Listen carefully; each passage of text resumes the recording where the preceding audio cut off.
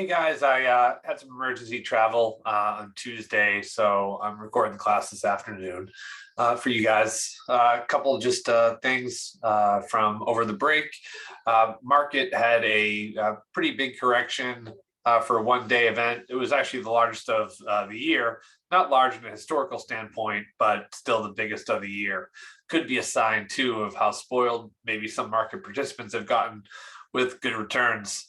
The market sell-off was really driven by this new new COVID variant, which, I think is just going to be more of the same. Initially, we saw a similar scare with the Delta variant, and, it was just end up being more of the same. The economy still continues to move on. The question is, will it impact supply chains and consumer demand? And, so far, no. So the market broadly recovered today. So that was good to see. That was also just the fact that all this happened and the news was released on the Black Friday, a day that's pretty light in terms of market participants. Not a lot of people buying and selling on that day. Most important decision makers probably have the day off. Usually not a lot of important information is released on that day. So any small piece of information, because of the supply of portfolio managers on the market in those days, will usually have an outsized impact. So I'll share the screen for chapter 11.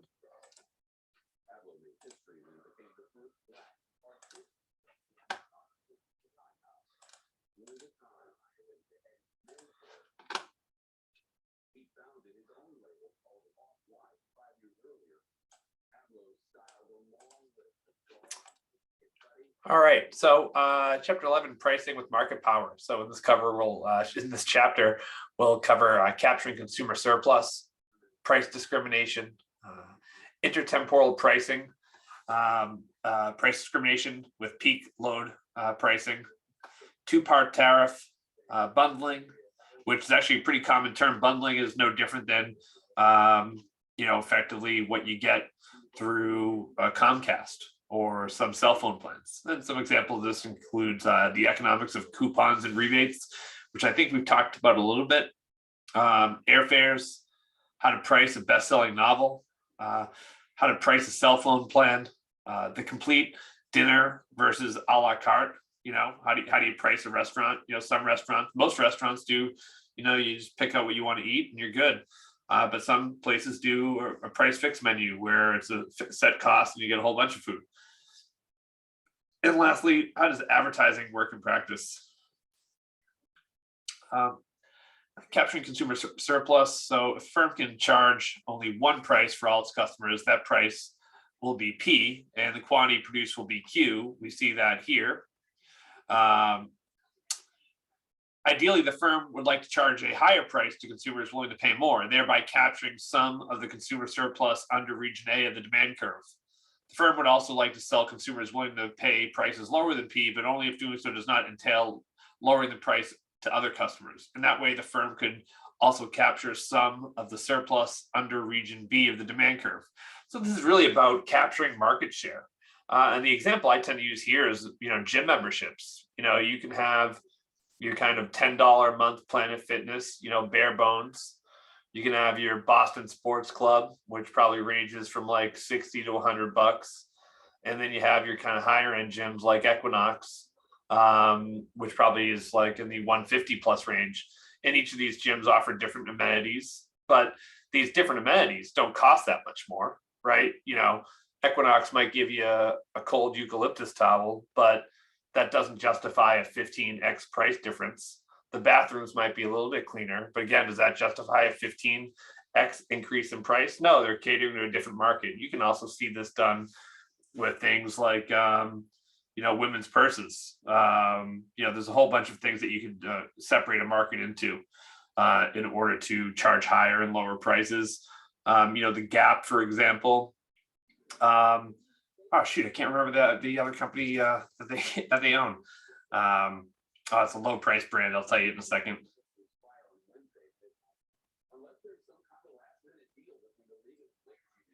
Old Navy.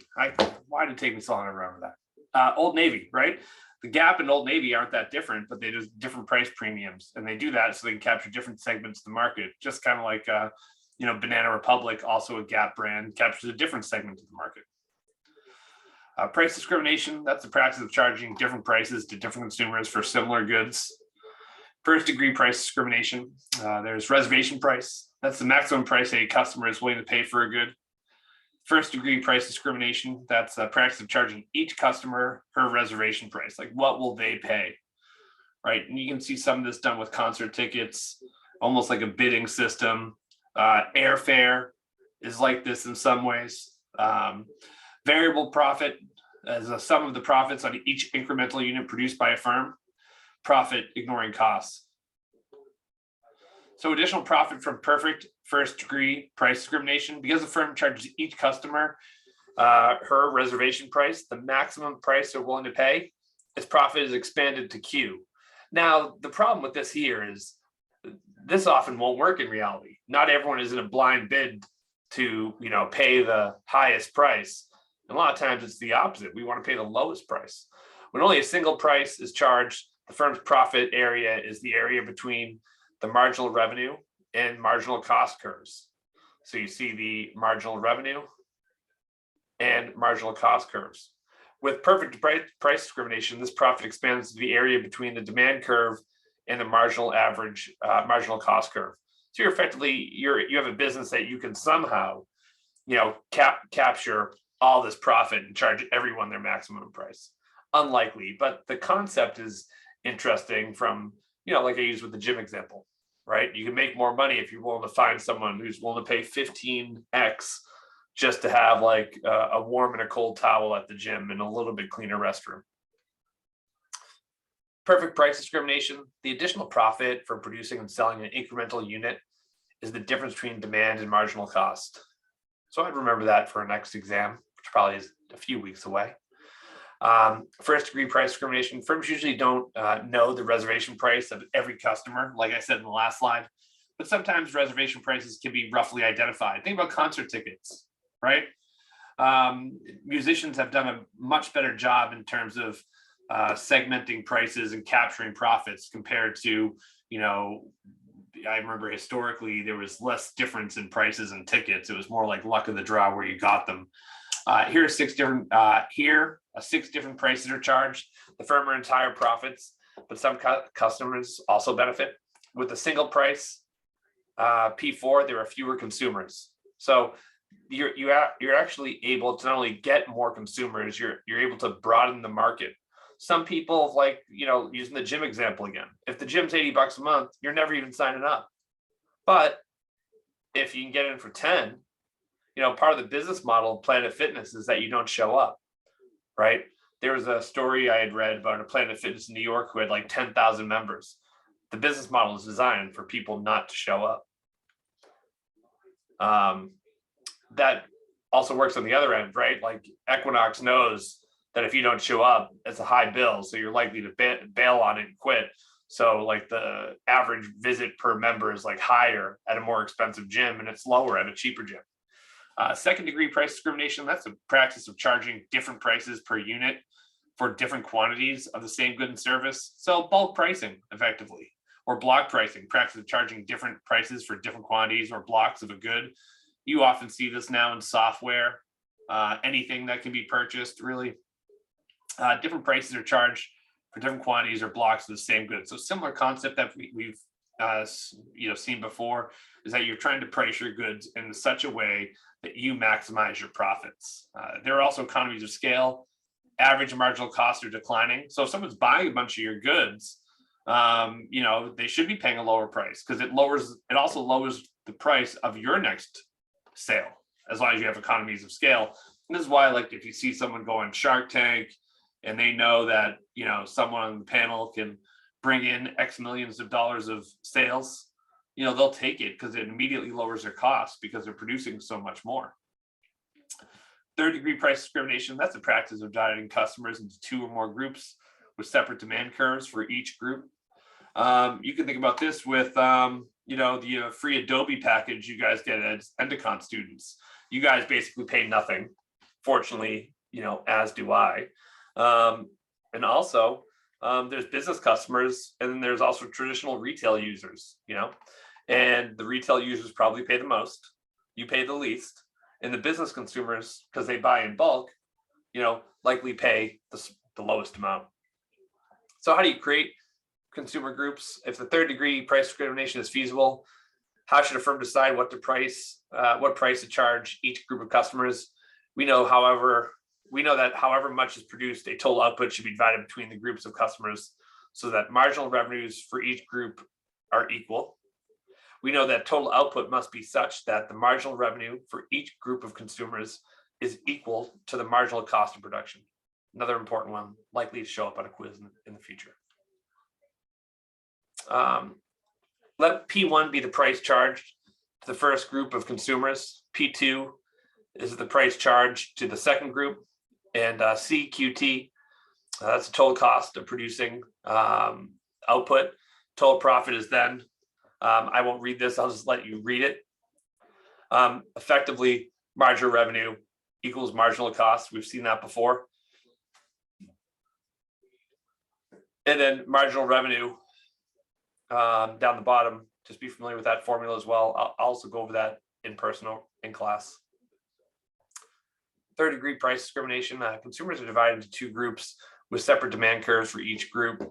The optimal pricing and quantities are such that the marginal revenue for each group is the same and equal to marginal cost. So that's, you want to do marginal revenue equals marginal cost, not in total, but for each group. Here, group 1 with demand curve D1 is charged with P1, and group 2 with the more elastic demand curve is charged the lower price P2. Marginal cost depends on the total quantity produced. Note that Q1 and Q2 were chosen so that MR1 equals MR2 equals marginal cost. No sales to smaller markets. Even if third degree price discrimination is feasible, it may not pay to sell to both groups of consumers if the marginal cost is rising. So, that's just showing it might be just, you have them. Unprofitable customers. I'm actually dealing with someone, right now who, guy just requires a ton of concessions and a ton of service. And I'm like, this customer is not making me any money. Right. So, does it make sense to serve that market, serve that customer? It's a question you have to ask. And, you hope that there's a payoff at the end. But, here, the first group of consumers with the demand curve D1 are not willing to pay much for the product. It is unprofitable to sell to them because the price would have to be too low to compensate them for resulting in the increased marginal cost. Think about these, $10 gym memberships, most of them are probably closer to 20 now. But, someone might say, I'll pay $5 a month, but who's going to give you a $5 a month gym membership, right? It's too low to serve it. It's too low of a cost to have you as a customer, or price to have you as a customer. The economics of coupons and rebates. Coupons provide a means of price discrimination. What this is effectively saying is that some certain customers like coupons. I mean, no surprise, but some things, look at cat food, for example, right? Users of cat food are much more elastic, right, than non-users of cat food, right? There's a huge increase there.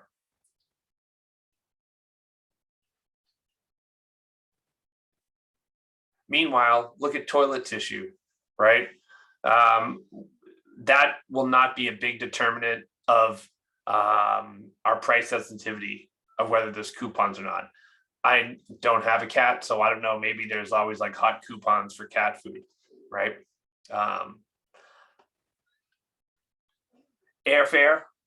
Travelers are often amazed by the variety of fares available from round trip to New York to LA. Recently, for example, first class fare was above $2,000. The regular unrestricted economy fare was about $1,000. And special discount fares could be bought for as little as $200. These fares provide a profitable form of price discrimination. The gains from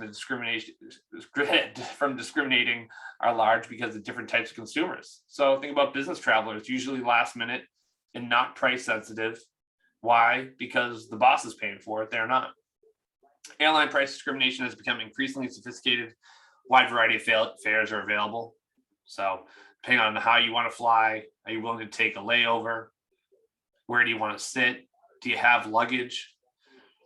Intertemporal price discrimination, practice of separating consumers with different demand functions into different groups by charging different prices at different points in time. Peak load pricing, practice of charging higher prices during peak periods when capacity constraints cause marginal costs to be too high. You used to see this in like cell phone plans with daytime minutes and night and weekend minutes. So that would be one example of the peak load pricing. You also see that with electricity usage. Consumers are divided into groups by changing the price over time. Initially, the price is high. The firm captures surplus from consumers who have the high demand for the good, nor are unwilling to wait to buy it. Later, the price is reduced to appeal to the mass market. You can also see this in like last minute sales of concert tickets or sporting events on StubHub. They'll demand a high price. And then as time runs out, you'll also see them like run for the exits and start to have a fire sale on the tickets. Demand for some goods and services increase sharply during particular times of the day or year. Charging a higher price during peak periods is more profitable as a firm than charging a single price at all times. It is also more efficient because marginal cost is higher during the peak period and allows the firm to effectively earn a higher price when use is high. You also see that right now with like gasoline prices relative to supply, right? There's a lot more commerce going on at the moment, so higher demand for energy. How to price a best-selling novel. Publishing both a hardbound and paperback editions of a book allows publishers to discriminate. And also now you have an ebook and audiobook, right? Sometimes they bundle them together. Some consumers want to buy a bestseller as soon as it released and will pay the full price. Others want to wait for a paperback and will pay only a fraction of that cost. The key is to divide consumers into two groups so that only those who are willing to pay a high price do so, and only those unwilling to pay a high price wait and buy the paperback. This could be true for a whole bunch of stuff, less so with books because of digitization and audiobooks. It's just created new forms of price discrimination, but things like video games, like buying a used video game versus a new video game, even that market's changing with the digitization there. It's not surprising then that paperback editions sell for so much less than hardbacks. Two-part tariff, that's a form of pricing in which consumers are charged both an entry and a usage fee. So the consumer has a demand curve D. The firm maximizes profit by setting usage fee equal to P, that line right there, equal to the marginal cost, and the entry fee T equal to the entire surplus of the consumer. So, it's effectively, you're paying, think about like a country club, right? You pay a one-time fee, and then you pay ongoing membership costs. And then that's how they maintain profits. There's also another company called the Freedom Boat Club. It's owned by Brunswick.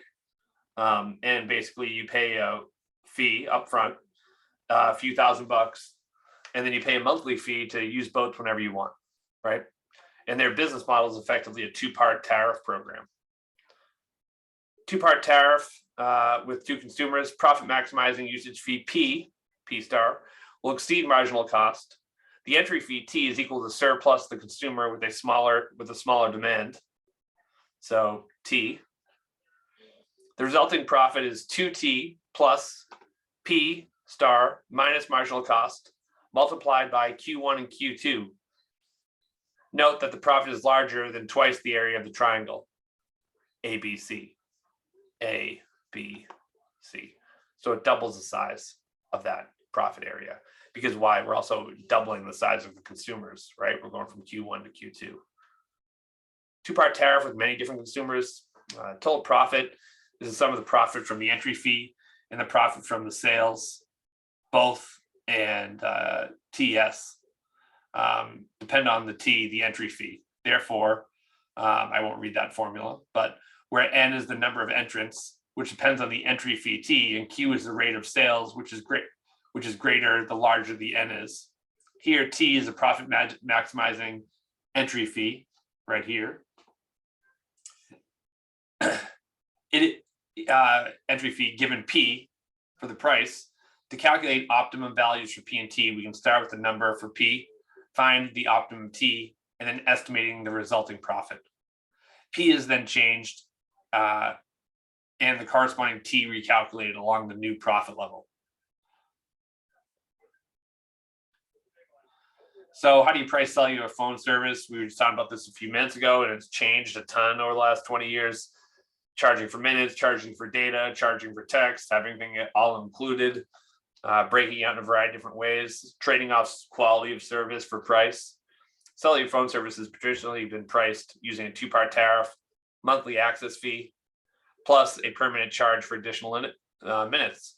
Offering different plans allowed companies to combine third-degree price discrimination with a two-part tariff. Today, most consumers use their phone not only to make receive calls, but do internet stuff. They separate themselves into groups based on the expected data usage. And even now, for the most part, we see a lot less data fees, right? Like those have been all moved to unlimited. Cellular providers have learned that the most profitable way to price their service is to combine price discrimination with a two-part tariff. But, competition, also makes it difficult sometimes. And here's just a old school version of some of these pricing plans. Verizon was always the most expensive, I always thought.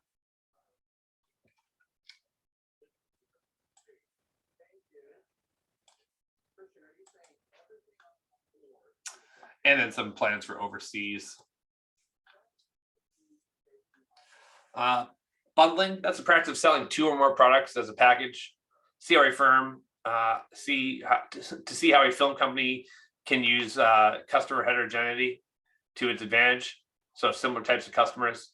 Suppose that there are two movie theaters and that their reservation price for two films are as follows: $12,000 and $10,000 for Gone with the Wind, and $3,000 and $4,000 for this other movie here. If the films are rented separately, the maximum price that could be charged for The Wind is $10,000, because charging more would exclude theater B. Similarly, the maximum price that could be charged for the Gertie is only $3,000. But suppose that the films are bundled and you sell the films for 2 for 1. The theater A values the pair at $15,000, and theater B values the pair at $14,000. Therefore, we can charge each theater $14,000 for the pair of films and earn a total of $28,000. So this is actually super common in the movie industry today. Like when a theater agrees to take a movie, they agree not just to take one. They don't want to just show James Bond or the new Spider-Man movie. They have to take a whole bunch of movies. It's a package deal. You just don't pick one movie to take. Relative valuations. Why is bundling more profitable than selling films separately? Because the relative valuations of the two films is reversed. The demands are negatively correlated. Customers are willing to pay more for the Gone with the Wind, and pay the least for Gertie. Suppose demands were positively correlated. Theater A would pay more for both. If we bundle the films, the maximum price that we could charge for the package is $13,000, yielding a total revenue of $26,000, the same as by renting the film separately. Reservation prices, R1 and R2, for the two goods are shown for three consumers, A, B, and C. Consumers A is willing to pay up to $325 for the good, for good 1, and up to $6 for good 2. The reservation prices of consumers in region 1, or I, exceed the prices of P1 and P2 for both two goods. So these consumers buy both goods. Consumers in regions 2 and 4 buy only one of the goods, and consumers in region 3 buy neither.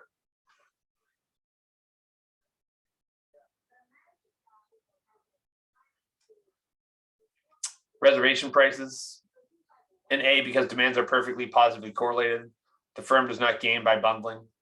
It would earn the same profit by selling the goods separately. In B, demands are perfectly negatively correlated. Bundling is ideal strategy. All the consumer surplus will be extracted. Consumers A and B are two movie theaters. The diagram shows their reservation prices for the Gone with the Wind and Getting Gertie's Garter. Because the demands are negatively correlated, bundling pays off. So you think about this with, this is why oftentimes cable bundles ESPN into their pricing packages.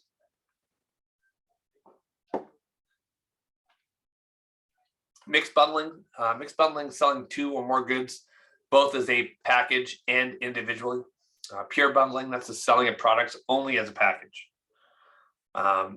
With positive marginal cost, mixed bundling may be more profitable than pure bundling. Consumer A has reservation price for good one that is below marginal cost, and consumer D has a reservation price for good two that is below marginal cost C2. With mixed bundling, consumer A is induced to buy only good two, and consumer D is only induced to buy good one. Thus, this reduced the firm's costs. The trick is your product good enough, or does it have enough of an economic moat where you can engage in all these creative pricing techniques? That's the real challenge here. Talking about it from an academic standpoint makes a lot of sense, but to create a business that's able to have this pricing model, unless you're just doing an out of the box business like a gym or something we're already talking about. But let's compare these three strategies: selling goods separately at prices P1 and P2, selling goods only as a bundle for 100, mixed bundling, whereby the goods are offered separately at prices $89.95, or as a bundle for 100. As we should expect, pure bundling is better than selling the goods separately because the consumer demands are negatively correlated, meaning most people would only buy one or the other. So you just charge them a higher price or force them to buy both via pricing technique. Using Comcast as a terrible example again, they'll oftentimes, I've seen them try to do these triple play packages where it's a cell phone or cable, internet, and a house phone plan. And oftentimes they're like, if you take the house phone, we'll save $10 a month. They must sell your phone number to telemarketers or something. Mixed bundling with zero marginal costs. If marginal cost is zero, and if consumers' demands are not perfectly negatively correlated, mixed bundling is still more profitable than pure bundling. In this example, consumers B and C are willing to pay $20 more for the bundle than consumers A and D. With pure bundling, the price of the bundle is $100.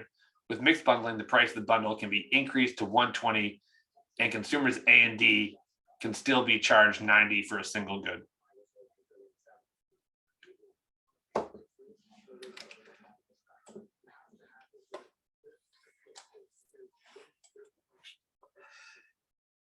Mixed bundling in practice. The dots in this figure are estimates of reservation prices for a representative sample of consumers. A company could first choose a price for the bundle B, PB, such that a diagonal line connecting these prices passes roughly midway through the dots. The company could try to find the individual prices of P1 and P2. Given P1 and P2 PB, profits can be calculated for the sample of consumers. Managers then can raise or lower prices and see whether the new pricing leads to higher profits. The procedure is repeated until total profit is roughly maximized. Again, the concept here is you're breaking up your customers in such a way that you're separating the customers who will pay more to pay more. For a restaurant, mixed bundling means offering both complete dinners and an a la carte menu. The strategy allows the a la carte menu to be priced to capture consumer surplus from customers who value some dishes more highly than others. Oftentimes, if the menu is priced right in a restaurant, an appetizer with an entree and dessert, like a 3-course menu, if you just got the 2 courses, you got rid of the appetizer and dessert, they make it like the menu's only like $6 cheaper on 100. Why? Because they were incentivizing you to get all 3, right? That's the plan, to maximize their profits. At the same time, the complete dinner retains those customers who have lower variations in their reservation prices for different dishes. Customers who attach moderate values to both appetizers and desserts, you want them both. Successful restaurants know customers' demand characteristics and use the knowledge to design a pricing strategy that extracts as much consumer surplus as possible. So here is just showing an example of, and look at Massachusetts. This is not this year, though, it was a few years ago, but the price of the bundle and the sandwich if you get it with the fries and the Coke. Similar concept in China. Tying, that's a practice of requiring a customer to purchase one good in order to purchase another. What firms might practice this? I think you can think of like video game systems are one, right? You need the PlayStation to buy a PlayStation game. One of the main benefits of tying is that it often allows firms to meter demand and thereby practice price discrimination more effectively. Tying can also be used to extend a firm's market power. That's also applies to a razor blade model, right? Tying can also have other uses. An important one is protect customer goodwill connected with the brand name. So Apple does a lot of this too, in terms of, buying some of their software, you need their products, but that also allows them to maintain brand integrity. This is why franchise is often required to purchase inputs from the franchisor. This is why when you go to a McDonald's or a Dunkin' Donuts, they all use the same straws. Effects of advertising. Average revenue, marginal revenue, or average and marginal revenue when the firm doesn't advertise. And AC and MC are average and marginal cost. The firm produces Q0. A lot of information here. Q0. It receives price at P0. As total profit is given by the gray shaded area. If the firm advertises, its average and marginal revenue curves shift to the right, right? Average cost rises, but marginal cost remains the same. The firm now produces at Q1 and it receives price P1. The total profit is now larger because the cost of the benefits of the advertising effectively outweigh the costs. The price P and advertising expenditure A to maximize profit is given here. In figure 11.2, we see that advertising leads to increased output, but increased output in turn means to increase production costs, and thus must be taken into account when comparing the costs and benefits of extra advertising. The firm should advertise up to the point that marginal revenue of ads equals the full marginal cost of advertising. So here's another look at the equation. Now multiply both sides of this equation by A over PQ, the advertising to sales ratio. That'll be something I'll have you guys remember for our next exam. Advertising elasticity of demand percentage change in the quantity demanded resulting from a 1% increase in elasticity. Again, I probably wouldn't quiz on that because the same elasticity formula we've used multiple times this semester.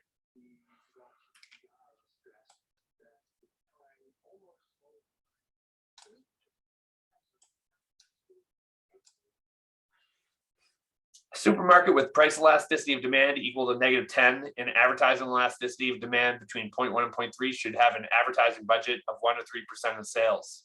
Why?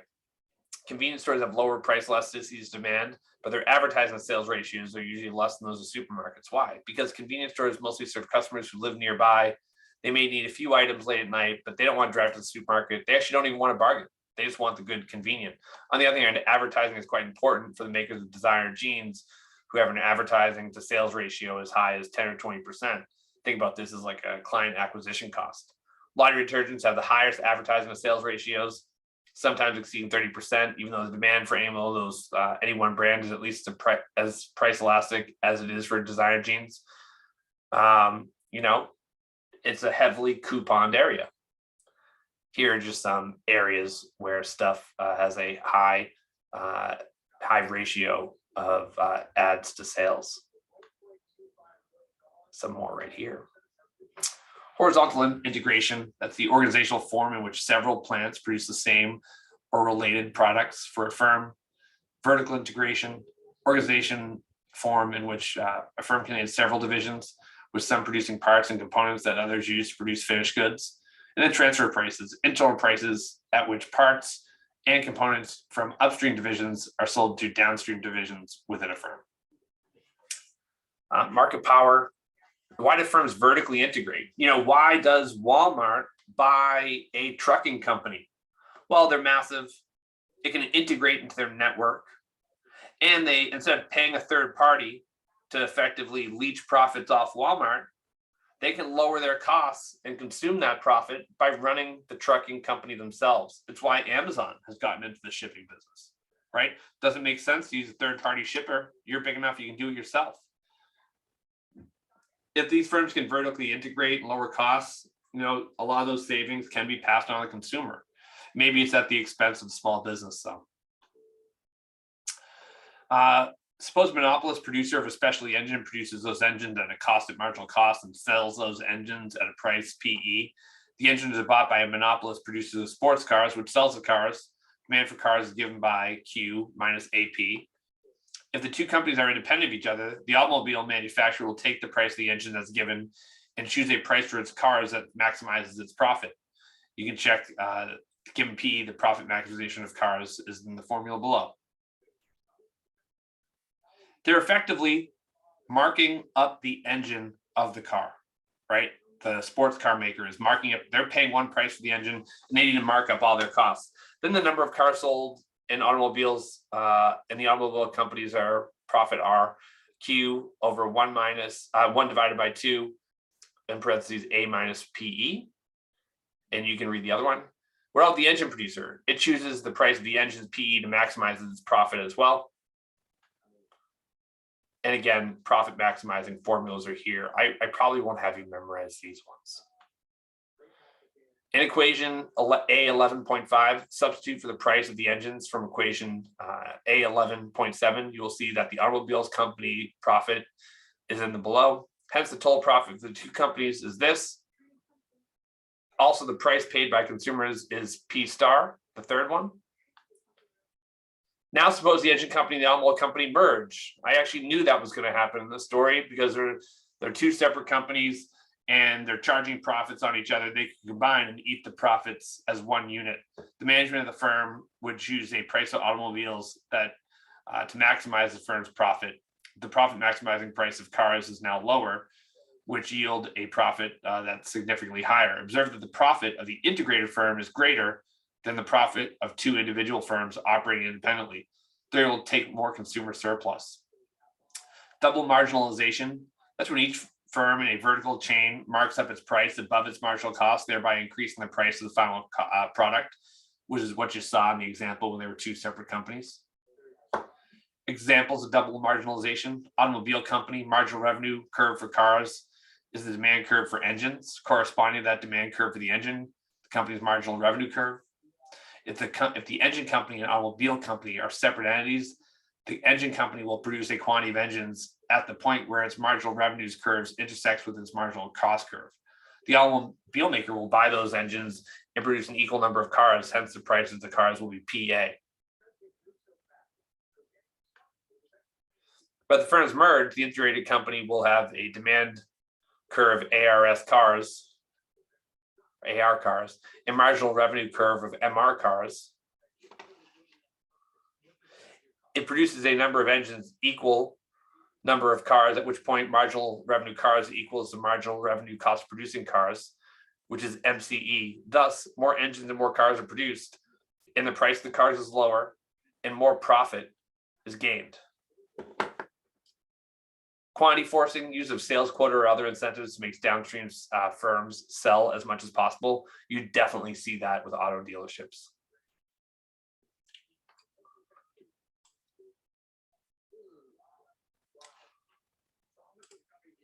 Transfer pricing when there's no outside market. Suppose the downstream automobile division had to pay the upstream engine division transfer price for each engine used. Why should it pay that transfer price? What this is effectively summarizing via the opportunity cost is that it's better for them, instead of marking up their services and selling it to the next company and the company using that and upselling it to another company, they're better off integrating. And now the firm can effectively have multiple divisions that can lower prices. And we know that when we lower prices, we expand the market, but we don't lower them enough to reduce our profit. We keep the profit, we lower the prices enough to effectively expand the market. Transfer pricing in integrated firms. We assume that there are no outside markets for the intermediate inputs, Q1 and Q2, and that can be used only by downstream division. The firm has two problems. What quantities will maximize profit? Is there an incentive scheme that will decentralize the firm's management? In particular, is there a set of transfer prices so that if each division maximizes its own divisional profit, the profit of the overall firm will also be maximized? Usually the answer in these cases is yes, because they're making a case for a merger. The net marginal revenue that the firm earns from an extra unit Q1 is marginal revenue minus marginal costs. Saying this equal to marginal cost of the unit, we obtain the following rule for profit maximization. Net marginal revenue equals marginal cost. Going through the same steps, The second intermediate input gives net marginal revenue, again, equals marginal cost. If each of the three divisions uses transfer pricing to maximizes its own divisional profit, the firm and the overall firm should be maximized. The two upstream divisions will maximize their divisional profits, TT1 and TT2, which are given below. Because upstream divisions take P1 and P2 as given, they will choose Q1 and Q2 so that P1 equals marginal cost and P2 equals its own marginal cost. So they're only, each firm, when they're separate, are really only concerned about themselves and their individual profit and losses. But if they combine, again, increase output, lower costs, expand market, expand profits. That's the key takeaway. The firm's upstream division should produce a quantity of engines, QE, that equates to its marginal cost of engine production, MCE, with the downstream division's net marginal revenue of engines, NMR. Because the firm only uses one engine in every car, NMRE is the difference between the marginal revenue of the selling cars and the marginal cost of assembling them. The optimal transfer price for engines, PE, equals the marginal cost of producing them. Buying engines in the competitive outside market, and showing the marginal cost of the engines is the upstream division's marginal cost for quantities, QE1, and the market price for PEM for quantities above QE1. QE1. The division should use a total QE2 engine to produce an equal number of cars. In that case, the marginal cost of the engines equals net marginal revenue. The downstream division pays the upstream division the transfer price for the remaining QE1 engines. So again, selling engines in a competitive outside market continued. So the optimal transfer price of race car motors is, again, the market price, PEM. This price is above the point which marginal cost intersects with net marginal revenue, remember. So the upstream division sells some of its engines in the outside market. The upstream division produces QE1 engines, and the quantity is shown as MCE equals PEM. And we see that here, MCE intersects with PEM. The downstream division only uses QE2 of these engines and the quantity at which net marginal revenue equals price. Compare this to figure 11.2, in which there is no outside market, more engines, but fewer cars are produced. Now suppose there's an outside market for which the output of the upstream division, but that the market is not competitive. Suppose that the race car motors can be a monopoly supplier to the outside market.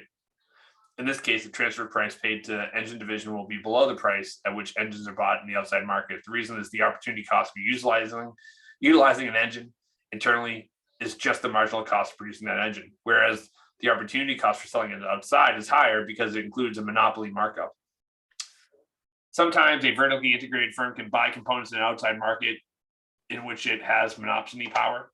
So, by being larger, you're also able to establish not only more selling power, but more buying power.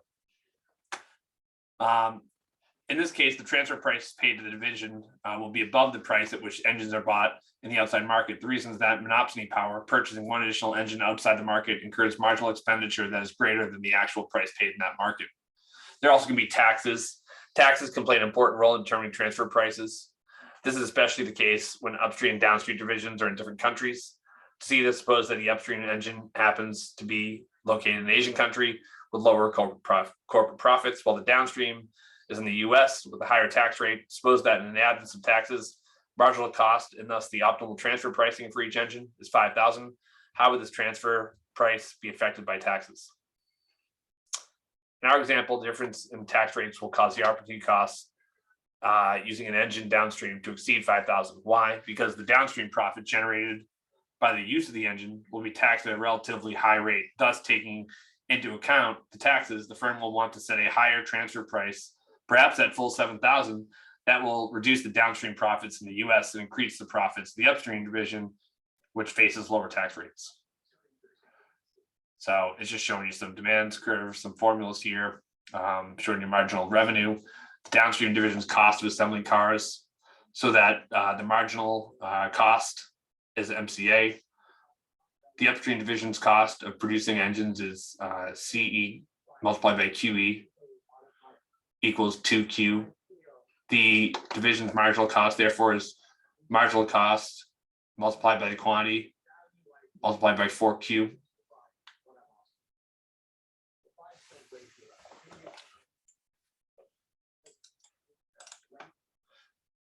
First, suppose that there's no outside market for engines. How many engine cars should a firm produce? What should be the transfer pricing for engines? To solve this problem, we set the net marginal revenue for engines to be equal to the marginal cost of producing the engines because each car has one engine. The net marginal revenue of engines is thus NMR, net marginal revenue, which equals marginal revenue minus marginal costs, which is 12,000 minus 2Q, 2 times the quantity. Now set NMR equal to marginal costs. Thus, 6Q equals 12,000 and Q equals 2,000. The firm should therefore produce 2,000 engines and 2,000 cars. The optimal transfer price is the marginal cost of these 2,000 engines. Second, suppose that engines can be bought and sold for 6,000 outside the competitive market. That's below the 8,000 transfer price. That is optimal, and there's no outside market, so the firm should buy some engines outside. Its marginal cost of engines and optimal transfer price is now 6,000, so set the 6,000 marginal cost equals net marginal revenue. Thus, the total quantity of engines and cars is now 3,000. The company is now produces more cars, sells them at lower prices, which we already talked about. That's the point it's been hammering home here, because its cost of engines is lower. And since the transfer price of engines is now 6,000, the upstream division supplies only 1,500 engines. The remaining 1,500 engines are bought in the outside market.